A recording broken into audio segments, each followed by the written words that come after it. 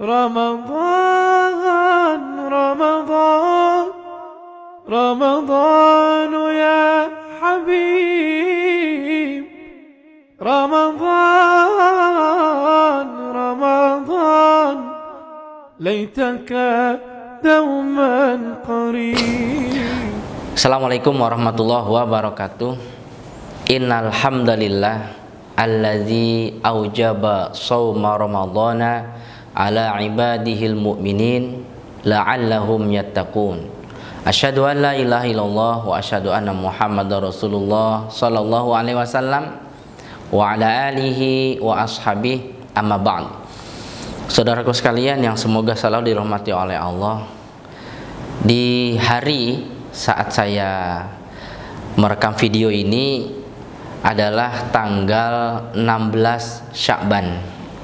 Artinya hanya tinggal kurang lebih, bahkan kurang dari 2 minggu, insya Allah kita akan menjumpai bulan Ramadan, Syahrul Mubarak, bulan yang penuh rahmat, bulan yang penuh keberkahan, dan yang jelas bulan yang memang dinanti-nantikan oleh seluruh umat Islam.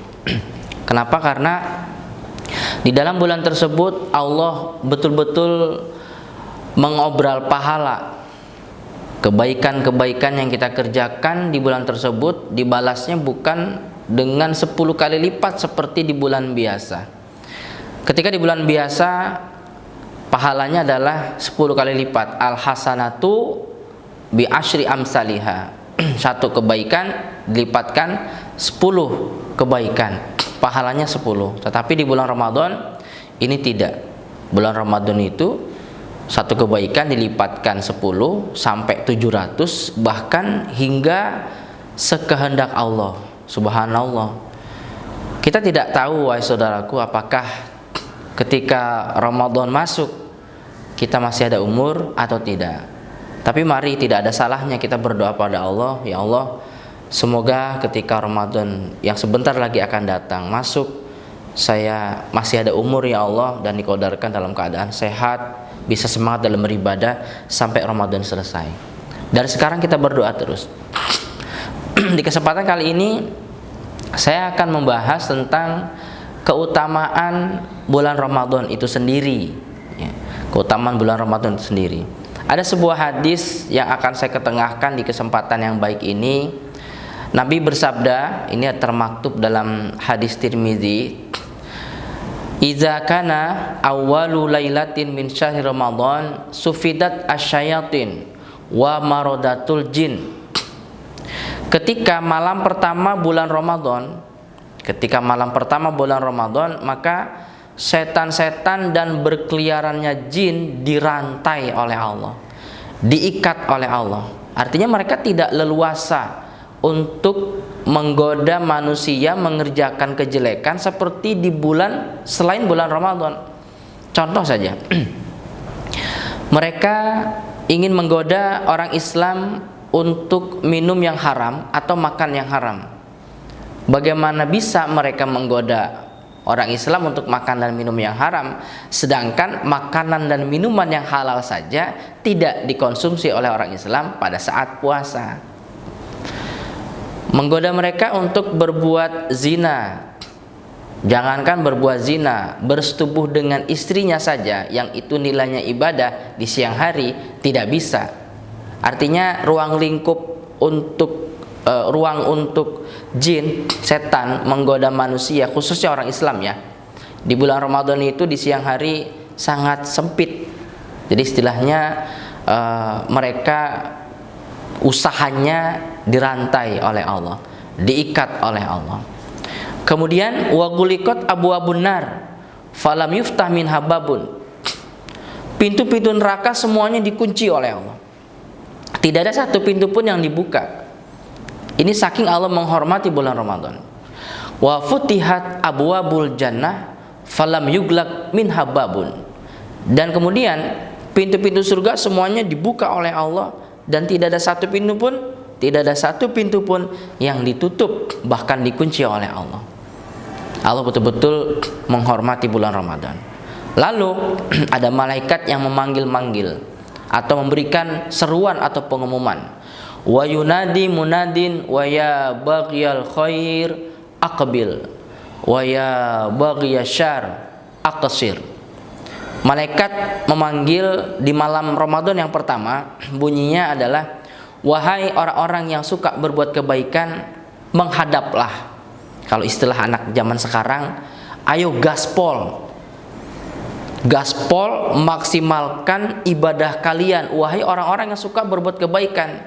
Ini bulan yang kalian nantikan, artinya demikian. Bulan yang kalian nantikan telah datang dan kalian diqadar oleh Allah hidup di bulan ini. Silahkan kebaikan kalian tambah. Yang speednya biasanya 70 km per jam, umpama ya, diumpamakan dalam kita berkendaraan, maka digas sampai 100, 120, 200. Sekencang-kencangnya dalam mengerjakan kebaikan-kebaikan. Kenapa? Karena satu kebaikan dilipatkan 10 hingga 700 sampai sekehendak Allah. Dan sebaliknya, waya baghiyasy syarr aqsir. Dan wahai orang-orang yang suka berbuat kejelekan, berhentilah. Berhentilah. Kenapa disuruh berhenti oleh malaikat? Karena berbahaya. Mengerjakan kejelekan pun dilipat gandakan. Rasulullah SAW bersabda, fattaqu Ramadan fa innal hasanata tudha'afu ma la tudha'afu fi masiwahu wa kadzalika sayyi'at. Takutlah kalian pada bulan Ramadan, karena semua kebaikan dilipatkan, semua amalan dilipatkan, tidak seperti bulan-bulan biasa. Demikian pula dengan amalan jelek juga dilipatkan.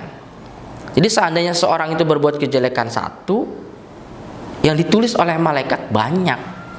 Jadi sangat rugi, bukannya panen pahala, malah panen dosa di bulan Ramadan.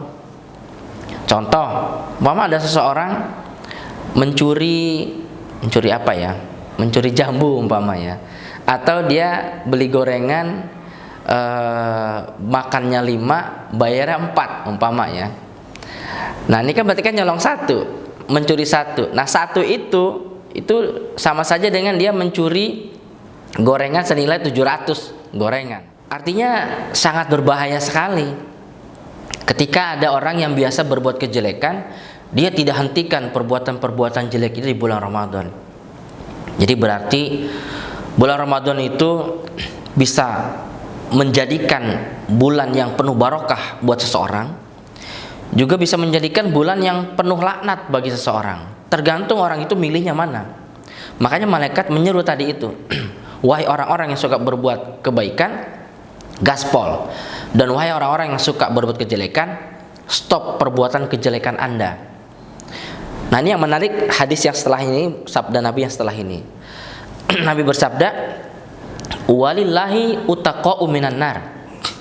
Dan bagi Allah di setiap malam bulan Ramadan itu ada orang-orang yang dimerdekakan oleh Allah dari neraka.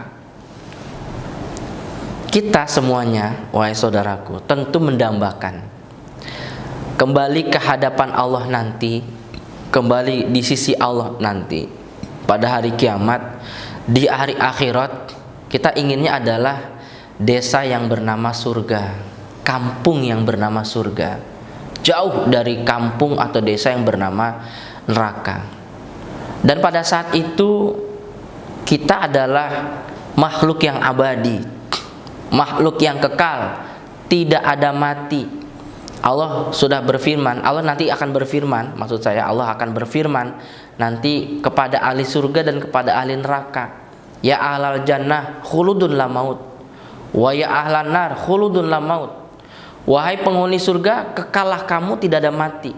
Dan begitu pula kamu wahai ahli neraka, kekalah kamu di dalam neraka, tidak ada mati. Nah, kita menginginkan ketika pulang kampung nanti, mudah-mudahan kampung kita adalah surga, wahai saudaraku. Ketika kita pulang kampung nanti, ya Allah qadarkan mudah-mudahan masuk surga, tidak mampir ke neraka. Karena kalau mampir ke neraka, celaka saudaraku.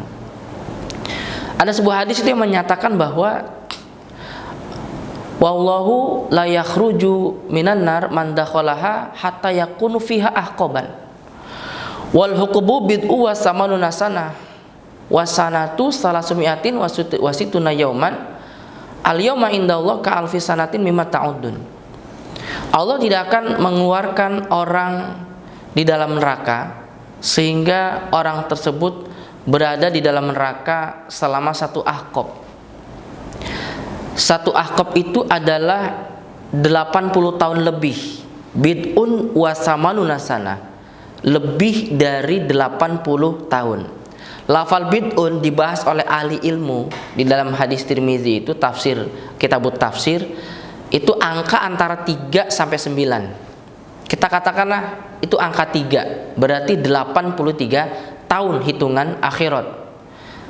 Sedangkan 1 tahun itu adalah 365 hari, dan 1 hari di akhirat sama dengan 1000 tahun di dunia.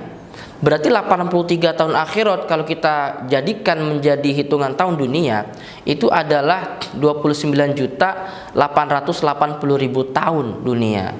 Kalau kita bulatkan 30 juta tahun. Jadi berarti paling sebentar orang Islam yang akan masuk surga tapi mampir di neraka itu minimal 30 juta tahun.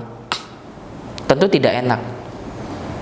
Gara-gara hidup di dunia 70 tahun mungkin, tapi harus mampir selama 30 juta tahun. Jadi sangatlah rugi, sangatlah rugi. Padahal tidak semua orang usianya sampai 70 tahun, 80 tahun. Kadang hanya sampai 30 tahun. Atau bahkan sampai 20 tahun. Masa gara-gara hidup di dunia 20 tahun lalu mampir di akhirat di neraka selama 30 juta tahun. Sungguh sangat merugi, saudaraku.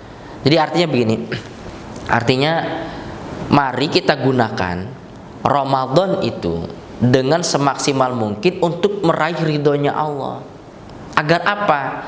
Agar di setiap hari bulan Ramadan, khususnya ketika akan berbuka puasa, kalau di dalam hadis Ibnu Majah itu, Allah memasukkan ke dalam daftar orang-orang yang dimerdekakan dari neraka, sehingga ketika akan masuk surga dia tidak mampir ke neraka. Nah, kita berharap nama kita ada di dalam daftar itu, nama kita ada di dalam list tersebut.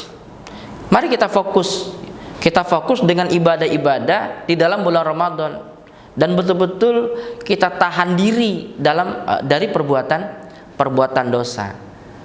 Agar fokus kita ini tidak bias, mari kita fokuskan terhadap 5 saja. Ini sudah luar biasa jika Anda maksimal di dalam fokus 5 ini. Yang pertama adalah fokus untuk sukses puasa. Jadi mengerjakan puasa dengan betul-betul maksimal, menjauhi semua yang dilarang. Hal-hal yang menyebabkan puasa itu nilainya berkurang atau bahkan batal tidak dikerjakan. Kita berusaha sukses puasa.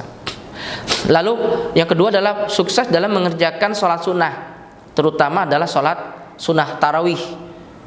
Sholat sunnah yang lain, terutama sholat sunnah tarawih, tidak ada yang kosong dalam satu malam pun atau dalam satu hari pun. Berusaha semaksimal mungkin fokus dalam sholat sunnah. Jadi dalam keadaan jasad berpuasa, fisiknya di siang hari, fokus dengan sholat sunnah di siang hari. Malam hari sudah dalam keadaan tidak berpuasa, tubuh sudah agak segar, bahkan sudah sangat segar, fokus mengerjakan sholat sunnah tarawih, tentunya di malam hari. Yang ketiga adalah fokus untuk bisa sukses tadarus Al-Quran. Kita berbincang-bincang dengan Allah. Man arada ayata kalamallah falyaqra'ul Quran. Barang siapa yang menghendaki berbincang-bincang dengan Allah, maka silahkan baca Al-Quran. Nah, bulan Ramadan adalah bulan yang sangat dihormati oleh Allah. Jadi perbanyaklah berbincang-bincang dengan Allah di bulan yang Allah sangat menghormati bulan tersebut, yaitu bulan Ramadan. Yang dalam satu bulan biasanya tidak pernah menghatamkan Al-Quran padahal sudah sangat fasih atau lancar baca Al-Quran, mari dalam bulan Ramadan paling tidak dalam satu bulan khatam Al-Quran sekali khatam. Syukur-syukur Anda bisa 2 kali khatam, 3 kali khatam, atau dan seterusnya. Itu yang ketiga, fokus untuk tadarus Al-Quran, sukses khatam. Yang keempat adalah sukses dalam melaksanakan itikaf untuk mengejar Lailatul Qadar selama 10 malam yang akhir. Jadi masuk malam 21, Kalau kalender Masehinya itu nanti ya untuk 2023 ini adalah insya Allah ya tanggal 11 April. 11 April malamnya itu jika tidak meleset hitungannya itu adalah jatuh malam 21. Jadi berarti kita sudah mulai menunaikan itikaf untuk berburu Lailatul Qadar. Kenapa kita harus sukses mendapatkan Lailatul Qadar selama satu malam full beribadah ketika turun Lailatul Qadar? Karena Lailatul Qadar itu adalah hadiah spesial dari Allah, khusus ya spesial untuk umatnya Nabi Muhammad SAW. Sebelum Nabi Muhammad SAW tidak ada yang namanya Lailatul Qadar. Berarti dari sekarang kita persiapkan selama 10 malam ini kita bisa itikaf secara maksimal. Dan yang terakhir adalah sukses zakat fitrah. Semua orang Islam wajib menunaikan zakat. Entah itu masih kecil, belum balik, sudah tua, laki, perempuan, budak, orang merdeka, orang miskin, orang kaya, semuanya wajib mengerjakan zakat fitrah. Karena ibadah di dalam bulan Ramadan itu belum diangkat ke Allah sehingga ditunaikan zakat fitrahnya. Berarti zakat fitrah itu berfungsi sebagai kunci untuk pembuka pintu langit agar ibadah kita dalam bulan Ramadan bisa naik ke hadapan Allah, bisa naik ke sisi Allah. Nah itu, jadi kalau kita bisa fokus dengan sukses 5 tadi itu, insya Allah oleh Allah kita akan dimasukkan ke dalam daftar utaqa'u minan nar, orang-orang yang dimerdekakan dari neraka. Dan ternyata pengumuman dari malaikat yang bunyinya tadi itu, termasuk jin yang dirantai oleh Allah, termasuk pintu surga yang dibuka semuanya, pintu neraka dikunci semuanya, itu terjadi setiap malam di malam bulan Ramadan. Subhanallah, begitu luar biasanya, begitu barokahnya, begitu penuh rahmatnya bulan Ramadan. Mudah-mudahan kita oleh Allah dan keluarga kita ditakdirkan, dikodarkan sebagai orang yang sabikun bil khairat di bulan Ramadan, sehingga di tanggal 1 Syawal kita dalam keadaan orang-orang yang bersih hatinya dari dosa. Demikian, semoga bermanfaat. Mohon maaf atas segala kekurangan. Assalamualaikum warahmatullahi wabarakatuh.